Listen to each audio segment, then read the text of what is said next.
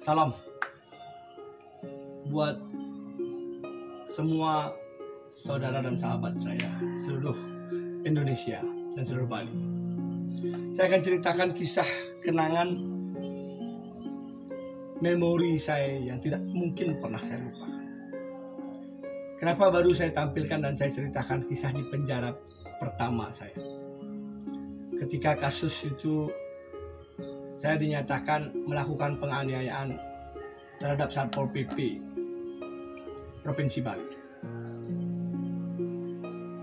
Dan saya harus menjalani proses hukum yang tidak adil bagi saya di tanah Bali. Ketika itu juga saya adalah salah satu calon DPD RI untuk Dapil Bali. Karena saya mungkin berpolitik, akhirnya banyak orang yang tidak suka dengan saya ikut tampil berpolitik. Semua bermain cantik, main intrik, main cetik, main licik untuk menggagalkan proses saya berjuang demi tanah kelahiran saya, tanah Bali, maju di DPD RI, bukan mewakili partai politik. Inilah kenangan saya yang akan membekas sampai dengan ke liang lahat saya. Ketika saya tidak tahu apa salah saya ditangkap, diajak ngopi pertama, akhirnya saya diperiksa, ditahan, dan dikasih pulang. Akhirnya saya diberikan penangguhan karena dianggap tidak cukup bukti. Saya diberikan pulang, tetapi jam 2 pagi dini hari saya dijemput lagi dengan dengan 100 kurang lebih polisi Polresta yang datang ke rumah saya untuk menangkap, memaksa saya keluar dari rumah jam 2 dini hari. Padahal sebelumnya diberikan penangguhan.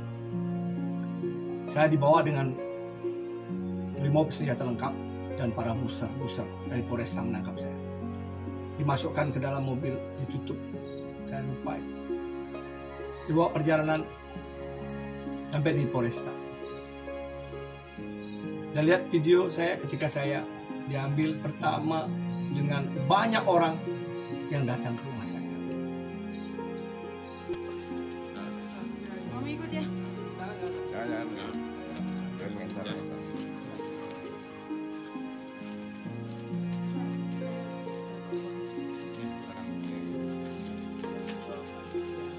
Jam 2 pagi suami saya dilakukan penangkapan dengan ramai-ramai. Dia hampir menutupi pagar dan menabrak pagar di lingkungan rumah saya. Coba Anda bayangkan, jika anak saya masih kecil, anak-anak saya masih kecil, tapi mereka dengan ramai-ramai ke sini, coba di mana perilaku hak kemanusiaannya? Ya Bapak. Dan ketika melihat video saya seperti membayangkan begitu jahatnya saya jadi orang di tanah Bali saya. Dan alangkah kagetnya saya ketika dibawa ke Polresta dan besoknya saya harus dipindah lagi ke Brimob. Di situ saya yang belum pernah berurusan polisi sampai masuk penjara. Saya yang merasa tidak pernah melakukan kejahatan. Kenapa? Karena semua yang saya lakukan, saya pikirkan. Semua yang saya perbuat, saya pahami dampaknya. Tapi ini saya merasa saya tidak ada berbuat apa-apa. Dan saya dibawa ke Brimob seorang diri. Di situ siang hari kalau salah, saya diperiksa, ditelanjangi semua, masuk Brimob, buka semuanya, saya nungging. Dan itu sudah diperiksa bersih, tidak ada bawa apapun. Saya dimasukkan ke dalam penjara. Yang lebih kaget saya, tangan saya diborgol, kaki saya pun diborgol. Dan ketika dimasukkan ke dalam penjara, saya pun masih terborgol. Sampai saya tanya, Pak, nggak dilepas? Nggak, ini perintah SOP, ada tulisan di depan. Di depan penjara saya terpampang di tembok, tidak boleh dilepas gembok dan borgolnya. Tidak boleh diajak bicara dan tidak boleh menerima besukan. Itu perintah tertulis. Saya nggak tahu saya akan berapa lama di sana. Di sana saya malam hari dijemput oleh petugas. Saya pikir saya dipulangkan. Saya diminta untuk kencing. Ternyata baru saya tanya petugasnya, saya ketika dibawa keluar, Pak, saya pulang. Enggak, Pak Tut, periksa kencing. Dan di lobi Brimob yang ada di situ petugas kurang lebih 50 orang, buser dan Brimob bersenjata lengkap. Senjatanya pun diturunkan untuk meminta saya kencing jam 1 dini hari. Ingat, saya ingat petugas-petugas. Pak Kanitnya menyampaikan, Tut, silakan kencing. Saya nggak mau. Saya nggak mau kencing. Saya minta pengacara saya. Mereka tidak mengizinkan sama pengacara. Mereka tetap, Pak Tut, tolong. Saya dari pagi urus Pak Tut saja. Saya minta Pak Tut untuk kencing. Jangan sampai saya marah, karena ini perintah. Saya bilang, saya nggak mau ditipu 2 kali. Lebih baik saya mati, kamu tembak atau potong kelamin saya kalau kamu maksa saya kencing. Saya nggak mau kencing, karena saya tahu kencing saya akan dibuat positif ketika saya tidak memakai apapun. Karena hasil kalian yang tahu. Tidak, saya minta pendampingan pengacara saya mau kencing. Mereka tidak bisa memberikan pengacara, tetap masih kukuh. Harus kencing. Mana pistolmu, saya tembak kepala saya. Lebih baik saya mati terhormat daripada saya harus dipaksa untuk saya kencing. Sampai ada Brimob yang bertanya, Pak, disuruh kencing kok susah sekali. Saya bilang sama Brimob itu, Pak, saya mau tanya apa salah saya? Kenapa saya diperlakukan seperti ini? Saya ini anak polisi, makan dan hidup dari gaji polisi. Bukan kakek saya polisi, tapi bapak saya polisi. Itu yang saya lakukan perlawanan ketika saya diminta untuk paksa kencing. Karena saya takut bisa jadi seuzon, kencing saya bisa jadi berubah. Saya nggak mau. Akhirnya saya dimasukkan lagi ke dalam. Dan besoknya baru saya tes kencing, ada pengacara mendampingi. 1 dibawa ke Polresta, 1 dibawa oleh pengacara saya. Boleh saksi para pengacara saya yang telah berjuang, terima kasih. Saya sampaikan salam hormat dan doa terbaik saya. 50 pengacara membela saya. Ternyata dibawa ke lab oleh pengacara saya dalam waktu setengah jam sudah dapat hasil negatif. Yang dibawa ke kantor polisian katanya nggak pernah dapat hasil. Itu yang terjadi ketika saya maju di politik. Dan saya pun kaget ketika saya masuk dengan kaki dan tangan di borgol. Saya harus tidur dengan posisi yang serba susah, dengan 1 baju dan 1 celana. Tidak boleh bawa apapun ke dalam, dan harus tidur di lantai. Saya nggak pernah tidur di lantai sebelumnya, dan saya harus tidur. Ini video saya untuk melihat kebenaran bagaimana saya tidur, dan bagaimana juga ketika saya harus makan. Saya harus makan dengan tangan di borgol dan kaki di borgol. Saya harus makan.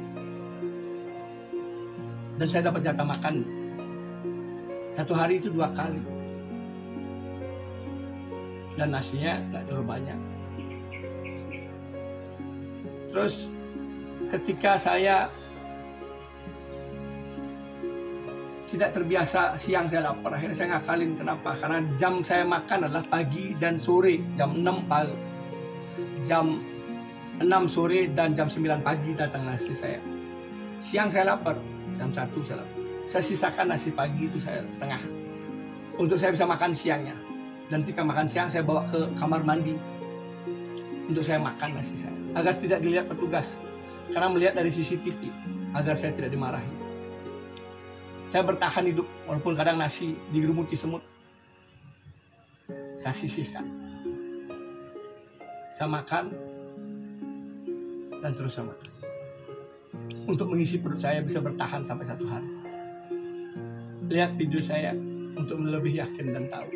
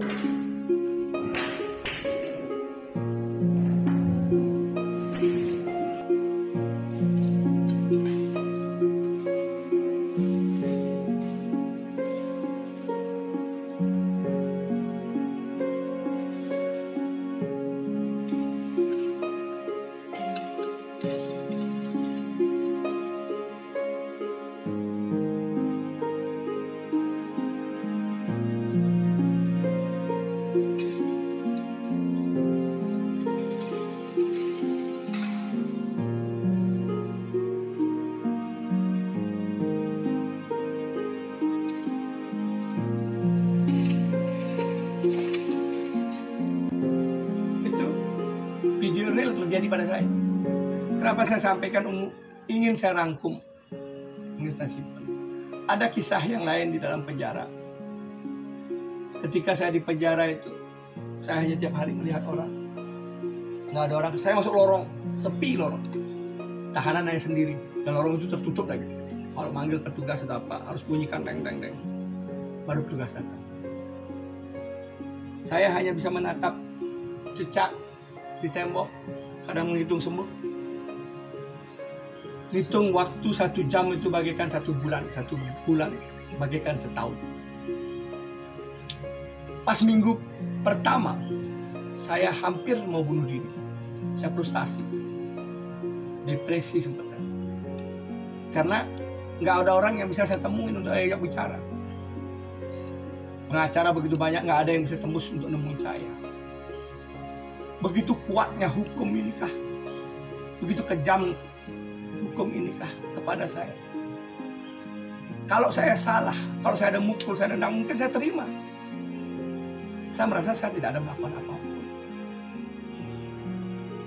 Boleh ditanya kepada Satpol PP, Pak Satpol PP sekarang. Mencaci pun saya nggak ada. Dan saya pernah hampir bunuh diri. Saya mau mati untuk menjadi roh, untuk menegakkan kebenaran saya, untuk mencari keadilan saya. Karena tidak ada orang di Bali yang berani bersuara untuk membela saya. Saya merasakan saya orang Bali, orang Hindu, yang ingin mencari keadilan, tapi tidak ada yang bisa mendapatkan dan memberikan serta membela saya. Mungkin dengan cara mati, saya akan menjadi roh untuk mencari orang-orang yang menyakiti saya, untuk saya cekek tengah malam, untuk yang tidak memberikan keadilan pada saya. Saya mau mati. Tapi lagi saya berpikir bagaimana istri dan anak saya. Anak saya masih kecil-kecil. Yang paling kecil biasanya tiap malam sama saya gendong dan tidur di pelukan saya. Dia waktu itu umurnya 2,5 tahun. Selalu bersama saya. Tapi akhirnya saya urungkan niat saya. Sempat juga saya sakit waktu minggu pertama. Boleh tanya petugasnya. Karena saya langsung ditaruh tidur di bawah semen. Saya diborgol, gembok kaki tangan. Saya nggak bisa bergerak. Saya diberikan makanan agak pedas, saya nggak begitu bisa makan pedas. Saya sakit radang. Sampai panas menggigil. Tidak boleh pakai alas apapun, tidak boleh pakai selimut apapun. Tidak makan saya 3 hari. Boleh ditanya. Dibawakan saya dokter. Pertama, dibilang harus ngamar. Saya tunggu hasilnya untuk saya dibawa ke rumah sakit. Ternyata tidak ada hasil. Ganti dokter kedua, datang enggak, saya harus ngamar. Karena kondisi saya semakin lemah. Dan radang semakin parah. Harus dapat cairan. Saya udah nggak makan 2 hari. Dari 2 hari sebelumnya saya sakit. Hari ketiga, ganti lagi dokternya, lebih muda dokter datang. Saya pikir hari ini dah saya ke rumah sakit. Nasi saya masih jajar. Saya pakai nasi bungkus jajar di depan, diuji saya. Kata nasi. Petugas pun tahu dan para jaga pun tahu. Ternyata dokter yang ketiga datang sungguh luar biasa. Dia katakan saya sehat. Saya baik-baik saja. Padahal saya udah 3 hari saya tidak makan. Dia bilang saya sehat. Akhirnya baru jalan dari lorong mau dibawa ke dalam penjara. Karena saya keluarkan dari dalam penjara itu, saya keluarkan dibawa ke lobi. Akhirnya saya dibawa dari lorong, saya jalan. Saya jatuh pingsan. Saya jatuh terpingsan berapa menit. Dokter periksa saya. Oh sehat, masukkan ke dalam. Saya lagi dibawa, digotong, saya dimasukkan ke dalam. Dengan tangan dan kaki saya dibotong. Itu yang terjadi di tanah Bali saya dengan hukuman saya. Akhirnya saya ingin semangat. Saya anggap diri saya mati. Saya ingin tunjukkan saya kuat. Saya tidak memikirkan keluarga saya tidak memikirkan istri saya, tidak memikirkan anak saya. Saya pikir mereka membawa karma bertemu dengan saya. Mungkin anak saya mati, mungkin anak saya jatuh, mungkin anak saya apapun. Saya nggak mau pikirkan. Istri saya kenapa-napa, saya nggak mau berpikir. Saya hanya berpikir diri saya untuk hidup saat itu. Saya ngomong sama cecak, sama semut. Saya bertanya, bermain sendiri, tangan saya begitu. Kadang saya melihat jam. Tengok kanan, tengok. Berhari-hari malam sendiri saya. Nggak ada sapaan, nggak ada suara apapun yang menemani saya untuk saya bicara. Saya hanya seorang diri. Saya menganggap diri saya mati. Akhirnya ada keajaiban setelah 1 bulan lebih. Saya bisa memasukkan HP ke dalam. Itu pun dengan resiko. Risiko saya mati pun saya siap. Saya bersumpah dengan nama Tuhan. Saya siapkan diri saya untuk tidak ada lagi hukum yang tidak manusiawi di tanah Bali. Biarkan saya yang terakhir Tuhan. Biarkan salah yang mati ketika harus ketahuan. Saya siap mati. Demi tidak ada lagi hukum seperti ini, tapi saya ingin siarkan. Bisalah HP itu masuk ke dalam dengan proses Tuhan yang memberikan prosesnya mungkin. Dan ketika itu ada momen saya mau siarkan itu video saya waktu saya masih di dalam penjara Brimob. Saya bersaksi dengan asap. Saya penjara Brimob, saya begini. Saya mau siarkan, saya sampaikan ke semua pengacara saya.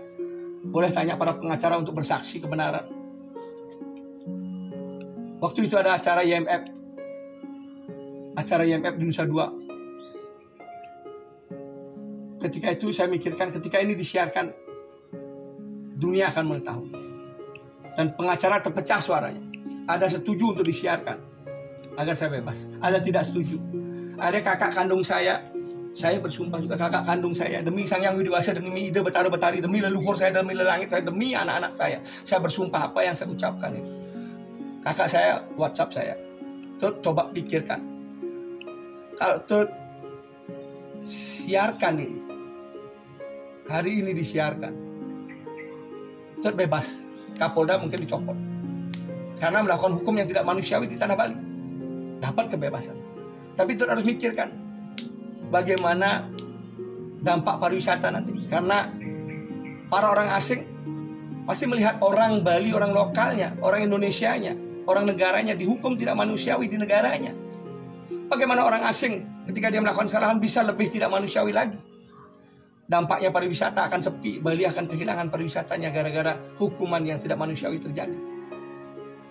Akhirnya saya sampaikan sama kakak saya, udah gak usah disiarkan, biar saya menjalani hukuman, biar nanti setelah sidang ini disiarkan. Dengan resiko mati pun saya siap waktu itu. Untuk pas sidangnya, video saya siar viral, saya masih sidang. Banyak yang mencemooh saya, dibilang cengeng segala macam, dibilang apalah. Tuhan yang tahu apa yang saya perjuangkan, apa yang saya lakukan berhari-hari. Untung saya tidak depresi dan mati. Untung saya masih bisa bertahan dengan saya melakukan kegiatan sendiri, seperti orang gila, ngomong sendiri, nyanyi sendiri. Saya hitung cecak, dan saya selalu melakukan doa-doa, memanggil nama Tuhan, memanggil tiap hari, setiap saat. Saya memanggil Tuhan. Dan akhirnya tidak terasa 60 hari saya di dalam penjara, dan saya bisa lewati. Tuhan pun saya tahu selalu menemani saya dalam kesendirian saya dalam penjara. Disitulah kedekatan saya dengan Tuhan, dan disitulah berkah yang saya rasakan. Saya tidak membenci siapapun. Saya tidak berani menyalahkan siapapun. Biarkan Tuhan yang menentukan salah benarnya. Saya terima semua hukuman. Mungkin dengan itu membuat saya menjadi lebih kuat dan lebih dikenal. Walaupun orang menilai saya negatif, tapi Tuhan memberikan saya anugerah positif. Itulah kisah saya tentang penjara di Brimob. Saya nanti akan ceritakan kisah penjara saya yang kedua. Dan saya 5 bulan di penjara. Di persidangan, mana korbannya yang dipukul, ditendang, sampai saya masuk penjara, tidak ada korban dan tidak ada visumnya. Yang melaporkan saya, laporan model A, polisi yang melaporkan saya. Semua saya tahu adalah rekayasa politik, karena saya ikut berpolitik. Saya terima, saya serahkan kepada Tuhan. Mungkin ini jalan saya. Tuhan tahu siapa yang bermain di sini. Tuhanlah yang menentukan apa yang patutnya diberikan. Saya hanya menjalani proses untuk menerima proses kehidupan. Itulah semangat saya sampai hari ini. Saya tetap semangat berjuang bagi teman-teman saudara saya yang mengalami musibah apapun. Jangan patah semangat. Jangan sampai melakukan hal yang nekat, bunuh diri atau apapun. Tetaplah berjuang. Yakin di depan kita akan jadi sesuatu yang lebih indah ketika kita benar. Ingat like dan subscribe acara saya. Inilah kisah yang saya ceritakan untuk mengenang perjuangan saya. Mumpung Pak Kapolda sudah berganti, saya berani bercerita. Bukan untuk maksud menjelekkan siapapun, tapi bagian dari proses saya. Saya doakan tidak ada lagi hukum yang tidak manusiawi di tanah Bali saya. Siapapun pejabat yang sekarang, pejabat yang nanti, tolong hargai kami anak manusia. Hargai kami putra bangsa Indonesia, yang leluhur kami ikut berjuang untuk memerdekakan bangsa Indonesia ini, agar tetap dihargai sebagai manusia yang beradab di tanah kelahiran kami. Terima kasih.